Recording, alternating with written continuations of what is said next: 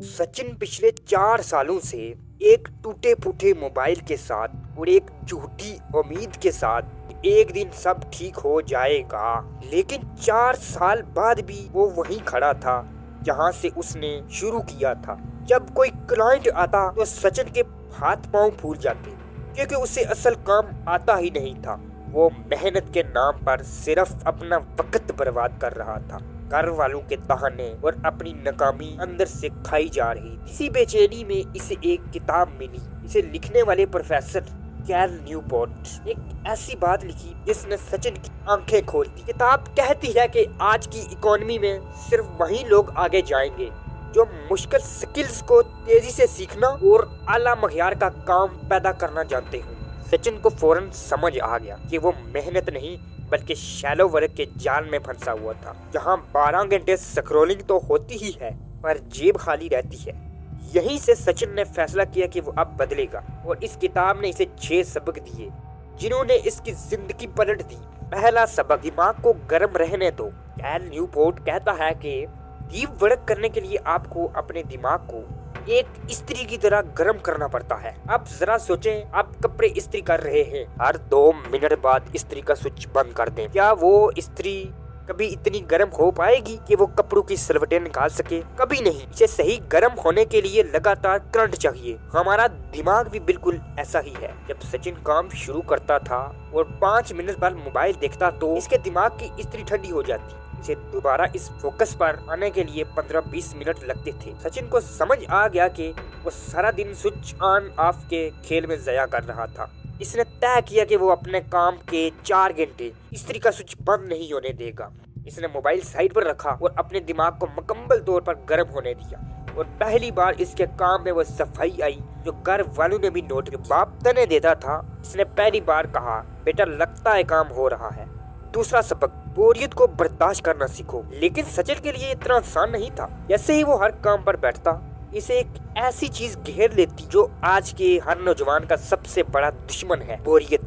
हमारा दिमाग एक बाल्टी की तरह है, इसमें मट्टी मिला गुदला पानी हो। अगर आप हर वक्त बाल्टी को हिलाते रहेंगे तो मट्टी कभी नीचे नहीं बैठेगी और पानी कभी साफ नहीं होगा। पानी को साफ करने के लिए एक ही तरीका है, इसे थोड़ी देर के लिए बिल्कुल साकन छोड़ दिया जाए। हम क्या करते हैं, काम से फारग होते ही मोबाइल निकाल कर दिमाग की बाल्टी को फिर हिला देते हैं। मिट्टी कभी नहीं बैठती, सोच कभी साफ नहीं होती। सचिन ने अब बस के इंतजार में या खाना खाते वक्त मोबाइल नहीं निकाला। इसने अपने दिमाग की बाल्टी को थोड़ी देर के लिए साकन छोड़ दी। शुरू में इसे लगा कि वो वक्त ज़या कर रहा है, लेकिन जल्द ही वो साफ आइडिया आने लगे जो पहले कभी नहीं आते थे। और इन्हीं आइडिया ने इसे पहला बड़ा क्लाइंट दिलवाया। तीसरा सबक, फोकस को जमने का वक्त दो। डीप वर्क करना बिल्कुल दही जमाने जैसा है। अगर आप दूध में झाग लगाकर इसे बार बार हिलाएंगे या ढक्कन उठाकर देखेंगे तो दही कभी नहीं जमेगा। इसे एक महसूस दर्जा हिरारत और मुकम्मल सुकून चाहिए होता है। हमारा फोकस भी ऐसे ही है। इसे जमाने के लिए वक्त और तन्हाई चाहिए। बार बार की छेड़छाड़ इसे ज़या कर देती है। सचिन ने अपने काम के लिए दही जमाने वाला असूल अपना लिया। इसने दिन के 3 घंटे मुकर्रर की जिसमें ना को इसे बुला सकता है ना वो मोबाइल देखता था। इसने अपने फोकस को जमने का वक्त दिया और नतीजा ये निकला कि इसका पहला काम पहले से कहीं ज्यादा ठोस और मखियारी होने लगा और क्लाइंट खुद इसकी तारीफ करने लगे। चौथा सबक, मद्दारी का तमाशा देखना बंद करो। सोशल मीडिया आजकल का वो मुख्य तमाशा है जो तुम्हारे घर के एन दरवाजे पर लगा हुआ है। तुम अंदर बैठकर डॉलर कमाने के लिए लैपटॉप खोलते हो, लेकिन बाहर मद्दारी यानी फेसबुक, इंस्टाग्राम, टिकटॉक ढोल बजाना शुरू कर देता है। अपना जरूरी काम, अपना स्किल्स, अपने क्लाइंट को छोड़कर खिड़की से वो तमाशा देखने लग जाते हो। याद रखना, वो मद्दारी तो तमाशा दिखाकर पैसा कमा रहा है, लेकिन तुम अपना कीमती वक्त और तवज्जो मुफ्त में लुटा रहे हो। ऑनलाइन दुनिया में तुम्हारी तवज्जो ही तुम्हारी करेंसी है। अगर तुम इसे रील्स पर ज़या करोगे तो तुम्हारे बैंक अकाउंट में कभी कुछ नहीं आएगा। सचिन ने ये तमाशा देखना बंद कर दिया। इसने वो सारी एप्स डिलीट कर दी जो इसे बिजी रखती थी लेकिन कामयाब नहीं बनाती थी। इसने सोशल मीडिया को सिर्फ काम के लिए रखा, टाइम पास के लिए नहीं। और इसी महीने इसकी पहली डॉलर में पेमेंट आई। 5वां सबक, तुम सारफ नहीं शिकार हो। भाई सीधी बात यह है कि अगर तुम किसी चीज के पैसे नहीं दे रहे हो तो तुम खुद सौदा हो।